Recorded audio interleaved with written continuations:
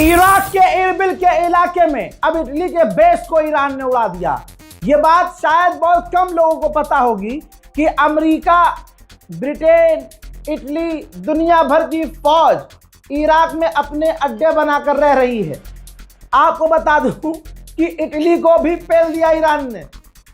भाई साहब, ईरान के आगे अब कोई रुक नहीं रहा है, कोई नहीं टिक रहा है। जब अमेरिका को ही बजा दिया ईरान ने, तो फिर अमेरिका से ऊपर कौन है? कौन है? कोई नहीं है। इजराइल से ऊपर है कोई? नहीं है कोई। अब देखिए रिपोर्ट ये बता रही है कि एरबिल के इलाके में जो इटली का बेस था, उड़ा दिया है ईरान ने। इटली ने आधिकारिक बयान में कहा है कि हमारे फौजी सेफ हैं क्योंकि वो बंकर में थे। बंकर में रहो सालो, बता बंकर में रहो। ईरान टक्कर पर टक्कर मार रहा है। तुमने लाल लाइन क्रॉस कर दी, रेड लाइन क्रॉस कर दी। ईरान ने पहले ही कहा था, सुप्रीम लीडर को हाथ अगर लगाया तो मिटा देंगे, पूरी दुनिया में आग लगा देंगे। लग रही है आग, गर्मी महसूस हो रही है ना। एलपीजी कहां मिल रही है? नाले से गैस बना रहे हैं अंधभक्त। लगो भाई, लाइन में लगो, चलो। रो रहे थे, अरे खान नहीं मारा गया, इनका बाप मारा गया। बैठ, लाइन में लग, चल जा, सिलेंडर की लाइन में लग। उधर पाकिस्तान पूरी तरह से इस वक्त गुलामी सऊदी अरब की कर रहा है। ठीक, अभी कुछ दिन पहले जो पाकिस्तान का आर्मी चीफ है वो सऊदी अरब गया था, और सऊदी अरब बहुत पिटा है, पूरी इज्जत पलीत हो गई है। ऐसे में अब पाकिस्तान का प्रधानमंत्री शहबाज शरीफ सऊदी अरब जाने की तैयारी में है, और हो ना हो वहां जाकर ईरान के खिलाफ ये हल्की फुल्की बयानबाजी करेगा और सऊदी अरब को खुश करेगा और कहेगा कि आप हमारे एलाई हैं, हम आपके डिफेंस के साथी हैं, और फिर हल्के से ऐसे घुमा के पैसे मांगा, पैसे दे दो यार, देखना मैंने सपोर्ट किया, तुम्हें ईद आ रही है। साला भिखारी। मेरे दोस्तों, एक और खुशखबरी है। ईरान ने आधिकारिक बयान में IRGC के सोर्स से कहा है कि IRGC ने दुश्मन के रडार को तबाह कर दिया है। सब कुछ निस्तो नाबूद है भाई, अब कुछ बचा नहीं है। IRGC ने कहा कि अब इजराइल तक पहुंचना आसान है। या मेरे परवरदिगार ईरान को हिम्मत दे भैया। फिर अगर ईरान वालों से कह रहा हूं, अगर इजराइल तक पहुंचना आसान है तो भैया करो सफाया, बिल्कुल एकदम क्लीन करो यार, अपनी फिलिस्तीनियों की जमीन वापस लो। हमारे तो अटल बिहारी वाजपेयी पहले ही बोल के जा चुके हैं। फंसा रहा हूं यहाँ मैं अंधभक्तों को, फंसा रहा हूँ, साले करे क्या अब? ये तो इन्होंने बात सही कही है। तो हमारे अटल बिहारी वाजपेयी मानने कह के जा चुके हैं कि अरबों की जमीन अरब की है और यहूदियों को फिलिस्तीनियों की जमीन छोड़नी पड़ेगी। अरे हमारे गुलाम को भूल जाओ। हमारा गुलाम क्या कह रहा है? हमारे गुलाम को भूल जाओ। अटल बिहारी वाजपेयी तो ये कह रहे थे ना, तो मैं ईरान से अपील करूंगा यार, अरबों की जमीन अरब को दिलवाओ, अरब से बजाओ। ईरान किसी को बख्श नहीं रहा है। पर्शियन गल्फ में जापान के भी एक ऑयल टैंकर पर ईरान ने हमला किया। टैंकर जो है पूरी तरह से क्षतिग्रस्त है। दोस्तों, 2 से 3 दिनों में ईरान 6 टैंकरों पर हमला कर चुका है और आगे वो और भी बड़े हमले करने की तैयारी में है। दोस्तों, अब आपको बता दूं, बल्कि याद दिला दूं, गुलाबी सुअर पर जो भरोसा करता है और जो अंधभक्तों के बाप पर भरोसा करता है, दुनिया में वो जलील होता है, नंगा होता है।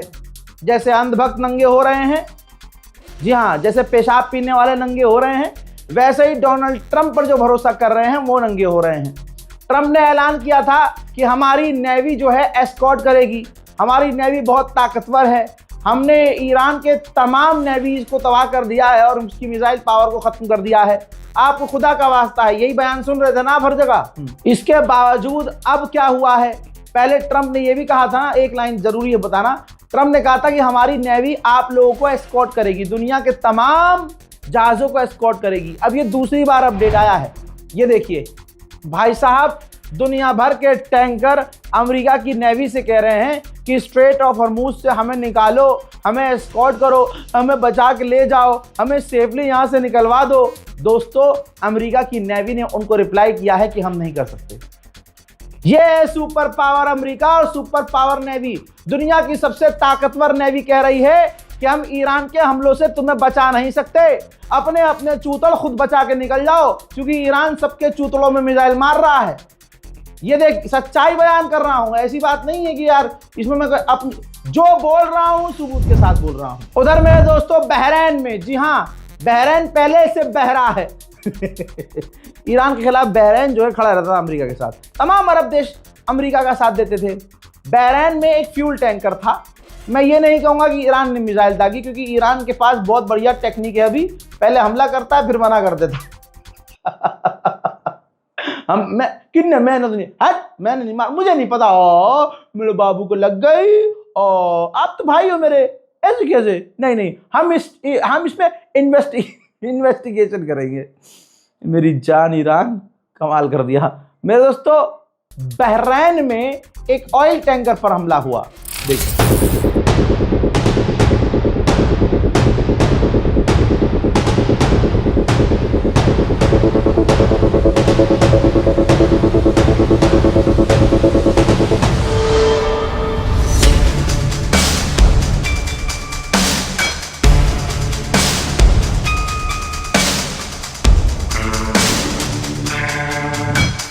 उधर बहरीन ने अपने ही मुल्क में अपने ही 4 लोगों को गिरफ्तार किया।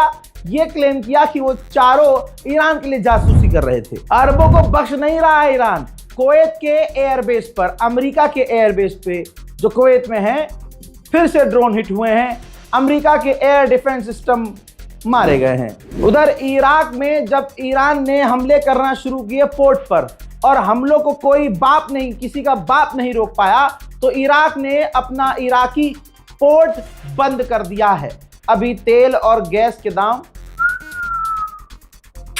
बढ़ने वाले हैं। कल थाईलैंड से कनेक्टेड एक टैंकर को ईरान ने उड़ाया, तो थाईलैंड ने भड़क कर ईरान के एम्बेसडर को समन कर लिया। जैसे उसको डांटोगे तो ईरान रुक जाएगा, ज्यादा से ज्यादा ईरान अपना एनवॉय बुला लेगा। ईरान नहीं छोड़ेगा किसी को इस बार, जैसा ईरान ने परसों कहा था और मैंने आपको हर दिन कंफर्म किया। ईरान ने कहा था कि चाहे तुम कितने भी अपने ऑयल रिजर्व खोल दो, तेल के दाम कुछ समय के लिए कम होंगे लेकिन फिर ये बढ़ जाएंगे।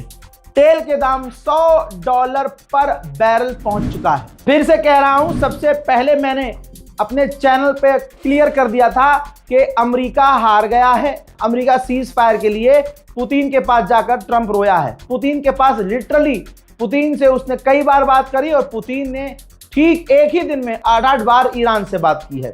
अब दोस्तों कई देश, जी हाँ, कई सारे देश ईरान से कह रहे हैं कि भाई साहब बात कर लो, सीज फायर कर लो। ईरान कह रहा है कि हमें सीज फायर नहीं करना है। सुन लीजिए, शेयर कीजिए इस वीडियो को। ईरान कह रहा है हमें सीज फायर नहीं करना है, और अगर प्रेशर बनाया जा रहा है ईरान पर, तो ईरान अपनी शर्तें रख रहा है। हजरात दिमाग पर जोर दीजिए, शर्त वो रखता है जो पीट रहा होता है, जो ताकतवर होता है। पीटने वाला तो कहता है साहब चाहे जैसे मर्जी कर लो, लेकिन कर लो, जो हो रहा है कर लो, बस हमले बंद कर दो। अभी अमेरिका की पीट कर ईरान ने ऐसी लाल की है कि पूरी दुनिया में अमेरिका नंगा हो गया है, जलील हो गया है। 56 इंच का सीना मोदी का नहीं है, हाँ पीठ कह सकते हैं, लेकिन 56 इंच की छाती ईरान के लीडरों की है। जी हाँ, ये आज दुनिया मान रही है। सऊदी अरब ने कंफर्म किया है कि ईरान के हमने दर्जनों ड्रोन को फिर रोका है। ऑस्ट्रेलिया की हालत इतनी खराब हो चुकी है कि अभी जो फ्यूल इस्तेमाल किया जाता है वो अच्छी क्वालिटी का होता है। रिपोर्ट ये कह रही है कि ऑस्ट्रेलिया की हालत इतनी खराब है कि अब वो डर्टी फ्यूल इस्तेमाल करेगा, यानी इतना प्योर फ्यूल नहीं होगा। दूध में समझ लीजिए जानबूझ के पानी मिलाकर, हाँ बस ये समझाना चाह रहा हूं। तो ईरान की पावर आज सब देख रहे हैं, दुनिया देख रही है। ईरान ने जो जो कहा वो करके दिखा दिया। मेरे दोस्तों, उधर ईरान ने पहला और उधर चाइना ने भी अब शुरुआत कर दी है। मेरे दोस्तों, चाइना को तो भर भर कर ईरान और रशिया तेल दे रहे थे और दे रहे हैं अभी भी। ऐसे में अब चीन ने अपनी कंपनियों से कह दिया है गैसोलीन और डीजल एक्सपोर्ट करना, बेचना बंद कर। अरे दादा, अबे हमारे पास साइकिल वाइकिल है, हाँ साइकिल ठीक है यार, सही है, थोड़ा हेल्दी वेल्दी हो जाएंगे हैं। अरे जब अंधभक्तों ने ये पहले ही कह रखा है मोदी चाहिए, हम 5,000 का पेट्रोल ले लेंगे, मोदी चाहिए। तो ठीक है भाई, हम मुसलमानों को साइकिल चलाने में कोई दिक्कत नहीं है, सब पे ले जाओगे। आप ये देखिए चाइना को फायदा क्यों हो रहा है। चाइना ने किसी के दबाव में आकर, सीधा बोलता हूं, चाइना ने ट्रम्प के आगे झुकने से मना कर दिया। चाइना ने अमेरिका और इजराइल को खुश करके इजराइल में जाकर मुजरा करने से इनकार कर दिया, सरेंडर करने से इनकार कर दिया। ट्रम्प की धमकी के बावजूद ईरान और रशिया से दोस्ती नहीं खराब की। लेकिन एक आदमी है जिसने चाबहार पोर्ट पर ऐसे झोला उठाया और ऐसे भाग गया तुरंत, ठीक, और रूस से दोस्ती खत्म कर दी, रूस से दूरी बना ली, ईरान से दूरी बना ली, ठीक, जबकि रशिया हमें सस्ता तेल दे रहा था। अब जब डरपोक भाग गया डर के, तो अब काहे की दोस्ती। और अब उसी का फायदा हो रहा है जिसने उस वक्त ईरान से दोस्ती निभाई, चीन और रूस ने, दोनों तीनों मिलकर दोस्ती निभा रहे हैं, किसी को किसी चीज की कमी नहीं है। लुल हो गया हमारे साथ क्योंकि हमारा प्रधानमंत्री डरपोक है। अगर आज भी सोचिए, जब सारा अरब पाकिस्तान का साथ दे रहा था, उस वक्त सिर्फ इकलौता ईरान मुस्लिम देश था जिसने कहा था कि कश्मीर भारत का है, अटूट हिस्सा है, और ईरान का और भारत का कभी टकराव नहीं रहा, बल्कि हमारी दोस्ती सदियों से ईरान से रही। लेकिन इस मोदी ने और इसकी सरकार ने, मोदी सरकार ने ईरान से रिश्ते इतने बेकार कर लिए कि आज ईरान कह रहा है गोदी मीडिया के फेक न्यूज़ पर भी कि हमने कोई टैंकर अलाउ नहीं किया भारत के लिए। गोदी मीडिया ने सोचा कि ईरान खुश हो जाएगा, फेक न्यूज़ चला देंगे कि ईरान ने भारतीय टैंकरों को निकलने के लिए हुर्मुज से परमिशन दे दी है। ईरान ने कह दिया ऐसा कुछ नहीं है, सारे रगड़े जाओगे।